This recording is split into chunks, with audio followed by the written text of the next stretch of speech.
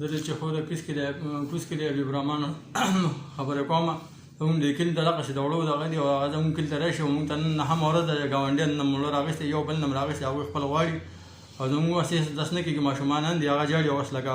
موږ ته وړه نه میلاوي کله و چې تا ته میسج نه راغله کله مې یو ځای ته لېږي او کله بل ځای ته نو لکه موږ د دې ملک باشندې موږ په دې ملک کې پاتې کېږو او د بل ځای نه چې اوس موږ ته لکه خپل بل ته خپل حق میلاوېږي موږ ته خپل حق نه میلاوېږي نو اوس یاره موږ څه وکړو موږ ته خو لکه ډېر مشکلات دي ماشومانان دي که ځان له ګزاره کله میچه پخه کړو کله یو کار وکړو کله بل وکړو او دغسې روژه ده که نه بوزم نه ده که نه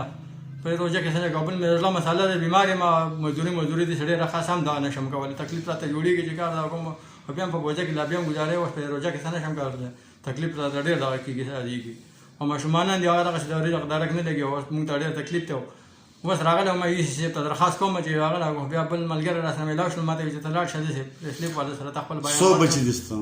زما څلور پنځه بچي دي دوه زامن دي او درې لوڼې مې دي اوس دغسې حالات دي اوس ټول اووه کسه کورمۍ او حالات دغسې ګډوډ دي